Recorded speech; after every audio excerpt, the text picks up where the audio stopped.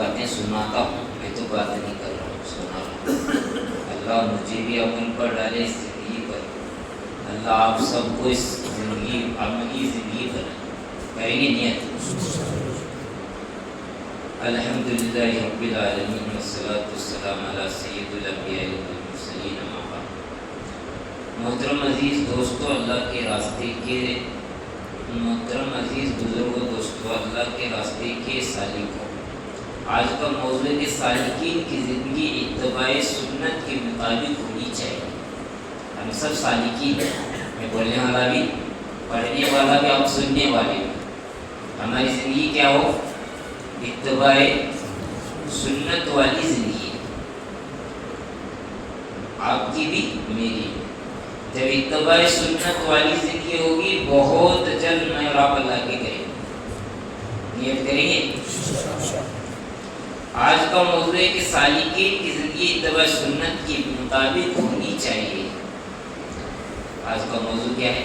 ہماری زندگی اتباع سنت کے مطابق ہونی چاہیے۔ آج ایک بہت بڑا المیہ یہ ہے، بہت سے لوگ بیعت تو ہو جاتے ہیں، بیعت تو ہو جاتے ہیں، لیکن بیعت کا مقصد اپنی زندگی کو بدلنا ہے۔ اپنی زندگی کو کیا کرنا ہے؟ بدلنا ہے۔ میں بھی بدلوں گا، آپ بھی بدلیں گے؟ بدلنا۔ صرف نام لکھوانا نہیں ہے۔ اگر بیعت کے بعد بھی نماز کی پابندی نہ ہو، اخلاق درست نہ ہو، والدین کے حقوق ادا نہ ہو، بیوی بچوں کے ساتھ حسن سلوک نہ ہو، زبان غیبت جھوٹ سے نہ بچے، تو ایسے بیعت کا مقصد حاصل نہیں ہوا۔ اسے بیعت کا مقصد حاصل نہیں ہوا، صرف نام لکھوایا ہے۔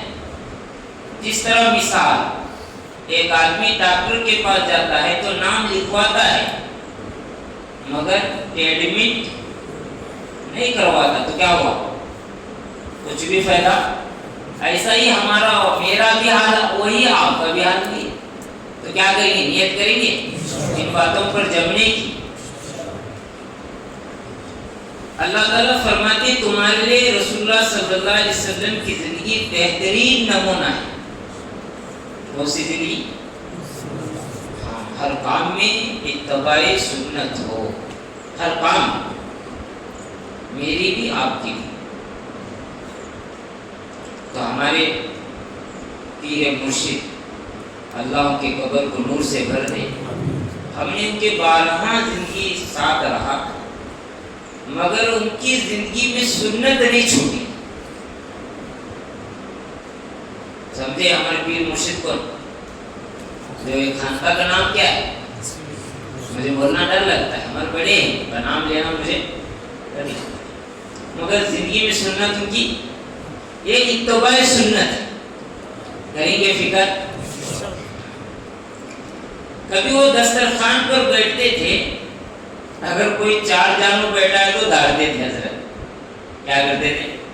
بولو، 4 جانوں بیٹھا ہے تو دھاڑتے تھے۔ تو اتباع سنت کی اتنی فکر ہمارے بڑوں کی، تو ہماری زندگی بھی اتباع سنت پر آ جائے۔ کریں گے فکر؟ اگر نماز میں اخلاق نہیں، اگر نماز ہے مگر اخلاق نہیں، ذکر ہے مگر حقوق العباد کی ادائیگی نہیں، تلاوت ہے مگر والدین کی نافرمانی ہے، تو انسان اپنے مقصد سے دور ہے۔ اپنے مقصد سے کیا ہے؟ دور ہے۔ اگر نماز ہے مگر اخلاق نہیں ہے، نمازی بھی ہے مگر اخلاق نہیں ہے، ذکر ہے مگر حقوق العباد کی ادائیگی نہیں ہے، ذکر بھی ہے، حقوق العباد کی ادائیگی نہیں ہے، مگر تلاوت ہے مگر والدین کی نافرمانی ہے۔ تلاوت کر رہا ہے مگر والدین کی کیا کر رہا ہے؟ نافرمانی کر رہا ہے۔ تو انسان اپنے مقصد سے دور ہے، انسان اپنے مقصد سے کیا ہے؟ دور ہے۔ حضرت تھانوی رحمۃ اللہ علیہ فرمایا کرتے تھے تصوف کا مقصد کرامت حاصل کرنا نہیں ہے، تصوف کا مقصد کرامت حاصل کرنا نہیں ہے، بلکہ اخلاق کی درستگی سنت پر چلنا ہے۔ اخلاق کی درستگی کہیں پر چلنا ہے؟ سنت پر چلنا ہے۔ پہلی بات نماز کی پابندی، سالک کی پہلی پہچان نماز ہے۔ رسول اللہ صلی اللہ علیہ وسلم فرمایا قیامت کے دن سب سے پہلے نماز کا حساب ہوگا۔ کیا حساب ہوگا؟ بولو، سب سے پہلے نماز کا حساب ہوگا۔ جو شش 5 وقت کی نماز جماعت کے ساتھ ادا نہیں کرتا اسے اپنی ایمان اپنی اصلاح کی فکر کرنی چاہیے۔ سب نماز کے پابند بنیں گے، کس سے ادا کرنا؟ بولو، جماعت کے ساتھ ادا کرنا ہے، جماعت کے ساتھ ادا کرنا۔ سب ساتھی نیت کریں گے میں بھی کروں۔ اصل جماعت کے ساتھ اگر میرے اور آپ کی نماز ہو رہی ہے تو سمجھو ہمیں اس لائن پر ہماری زندگی آ گئی۔ اگر جماعت کے ساتھ ادائیگی نہیں ہو رہی تو ہمیں اللہ اور رسول سے بہت دور ہے۔ دوسری بات والدین کے حقوق، دوسری بات کیسے؟ والدین کے حقوق۔ آج بعض لوگ خانقاہ آتے ہیں، ذکر کرتے ہیں، لیکن گھر جا کر والدین سے سخت لہجے میں بات کرتے ہیں۔ کس لہجے میں بات کرتے ہیں؟ بولو، سخت لہجے میں۔ اف ولا تنہر، ماں باپ کو اف تک نہ کہو۔ کون کہہ رہا ہے؟ اس لیے سخت لہجہ نہیں۔ آج سے نیت کریں گے اگر ماں باپ دنیا سے چلے گئے تو اب اس کی ادائیگی کیا؟ علماء لکھتے ہیں کتابوں میں توبہ استغفار کو اور 4 گل پڑھ کے ان کو ایسا ثواب پہنچاؤ۔ کریں گے؟ آج گناہ ہو گیا میری بھی زندگی سے، میں بھی کرتا ہوں، کبھی بھول کر ہو گا، آپ بھی توبہ کریں گے، وہ بھی حق اللہ ادا کرتے ہیں۔ والدین کے ساتھ حسن سلوک کرو۔ والدین کی خدمت بہت بڑی عبادت ہے۔ دیکھو، والدین کی خدمت کیا ہے؟ بہت بڑی عبادت ہے۔ تیسری بات بیوی بچوں کے حقوق۔ رسول اللہ صلی اللہ علیہ وسلم فرمائے تمہیں بہترین وہ ہے جو اپنے گھر والوں کے لیے بہتر ہو۔ آج گھر والوں کے لیے ہمیں بگڑتے، باہر تو اچھے نظر آتے گھر والوں کے لیے، تو یہاں کیا ہوتے ہیں؟ ہمارے معاملات خراب ہو جاتے۔ بعض لوگ بھائی بڑے نرم ہوتے ہیں لیکن گھر میں غصہ، سختی، بد زبانی کرتے ہیں۔ یہ سنت کے خلاف ہے۔ بد زبانی بھی نہیں ہونا اور بد اخلاق بھی نہیں ہونا۔ سختی نہیں کرنا گھر میں، نرمی کرنا۔ کیا کرنا؟ کریں گے؟ اس لیے بہت سارے لوگ لمبی لمبی تصویر پڑھتے ہیں، لمبا لمبا بیان کرتے ہیں، گھر میں بگڑا ہوا ہے۔ یہ نہیں ہے، وہ بہتر آدمی ہے جو گھر والوں کے لیے وہ بہتر ہو۔ اللہ کے نبی فرمائے بہتر شخص جو ہے وہ اپنے گھر والوں کے لیے بہتر ہو۔ میں بھی بہتر کرنے کی فکر کروں، آپ بھی کرنے کی نیت کریں گے۔ چوتھی بات حسن اخلاق۔ حضرت عبداللہ بن مبارک رحمۃ اللہ علیہ فرمایا حسن اخلاق کا مطلب ہے کہ چہرہ کھلا رکھنا، تکلیف نہ دینا، نرمی سے پیش آنا، سالی کی زبان پاک ہونی چاہیے۔ سالی کی زبان کیسی ہونا چاہیے؟ پاک۔ غیبت سے، جھوٹ، بہتان، حسد، تکبر، بغض سے بچنا ضروری ہے۔ ہماری زبان کیا ہونا؟ پاک ہونا۔ جھوٹ تو عام ہے، موبائل آ گیا، اب میں مسجد میں ہوں تو ہمیں بیسٹ ٹائم ملے گا۔ اچھے اچھے لوگ تو کیا ہوا ہے؟ جھوٹ نہیں ہوا تو کہاں ہے؟ وہیں بولو نا، کیا بگڑے گا؟ چاہے تمہارا دنیا کا کچھ نقصان ہوگا مگر اللہ تعالیٰ اس بندے کے نقصان کو نقصان نہیں کرے کہ میرا ڈر کر بندہ سچائی پر آئے گا، اللہ اس کے راستے ہموار کرے. کیا کریے؟ ہموار کرے. دیکھو ہمارے اکابرین ایک واقعہ یاد ہے، جب انگریزوں کے دور میں ایک بہت بڑے اکابرین گزرے ہمارے دارالعلوم کے، جب پکڑنے کے لیے پولیس ان کے پاس آئی، دیکھو کتنا خیال ہمارے اکابرین پر یہ تھا جھوٹ سے بچنے کا، کتنا اللہ کا ڈر تھا، اور جھوٹ سے بھی کیسے بچتے تھے. جیسے آئے آ کر پولیس ان کو پکڑی، فلاں نام پوچھ رہے ہیں، وہی ہیں. 2 قدم پیچھے ہٹے، ہٹ کر کہنے لگے فلاں ابھی یہی تھے، اب کہاں چلے گئے معلوم نہیں. یہ منطق کہتے، کیا کہتے ہیں؟ کیسے بچے ہوں؟ بولو. سچ بھی ثابت ہے، مگر کس کے ڈر سے بچے؟ اب بھی بچنے کی فکر کرنا جھوٹ سے کریں گے، ورنہ جھوٹ پر بہت زبان میرے اور آپ کی چلتے رہتی. اللہ مجھے بھی توبہ کی توفیق دے، آپ کو بھی توبہ کی توفیق.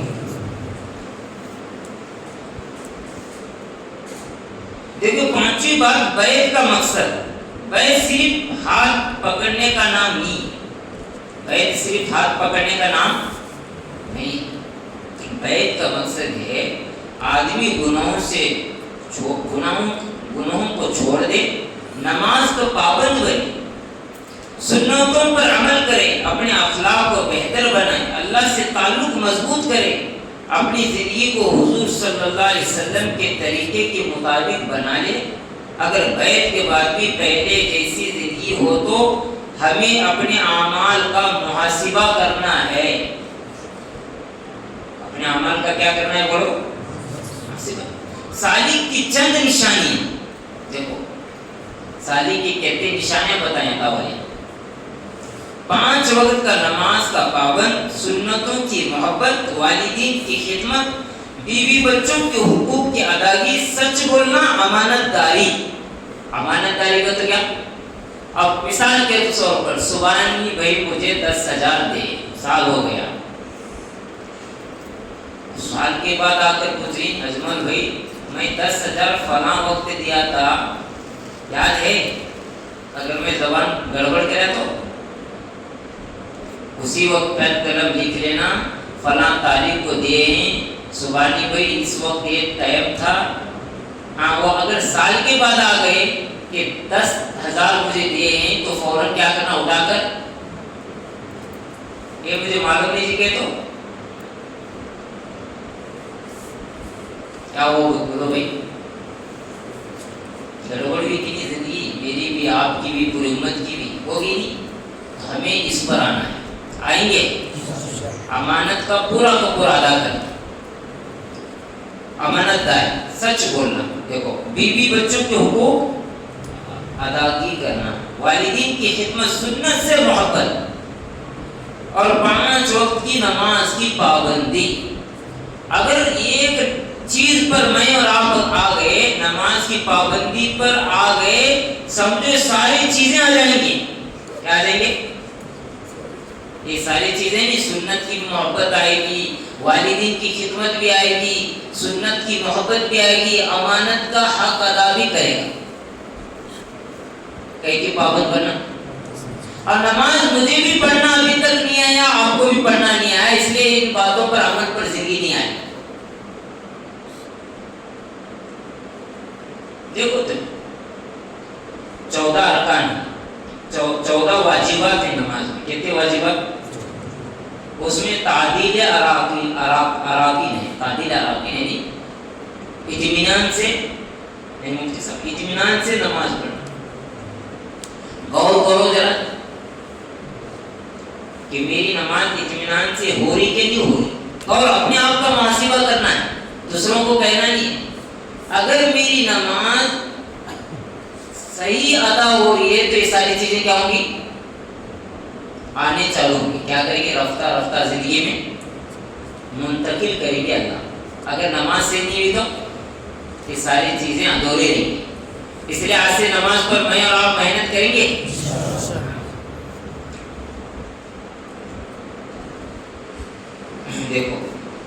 عاجزی، تواضع، غیبت، حسد، تکبر سے بچنا، ہر حال میں اللہ کا خوف.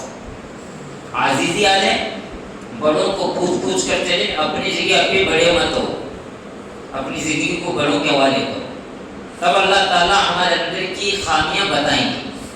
اپنے آپ کو بڑے ہوئے تو خامیاں پر شیطان پردہ ڈالے، نفس پردہ ڈالے، چند خواب دکھا کر سمجھائے گا تو ولی ہو گیا.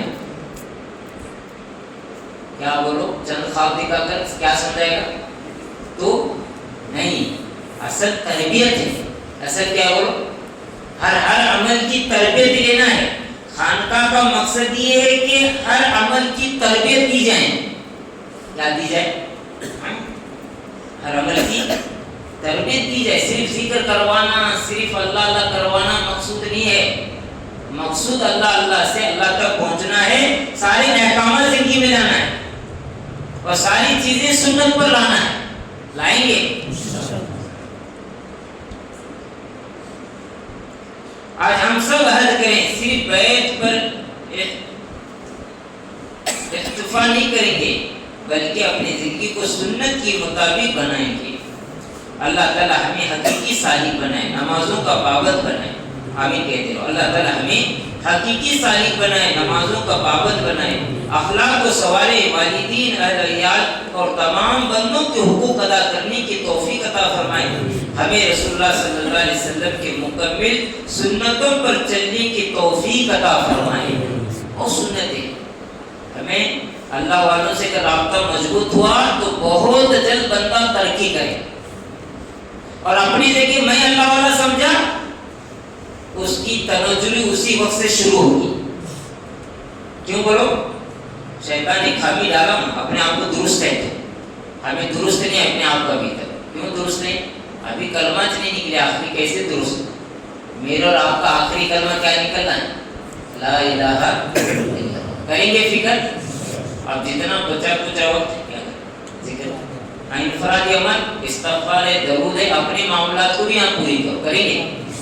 اور کیا ہے؟ مغرب کی بات ہوگی، اپنے جم کے بیٹے اور اللہ والے آ رہے ہیں، ہمارے اللہ والے سفر کر رہے ہیں، اللہ والے آپ کے سامنے ہیں، ان سے فائدہ اٹھانے کی کوشش کریں اور اپنے دوست احباب کو فون سے بلا لیں.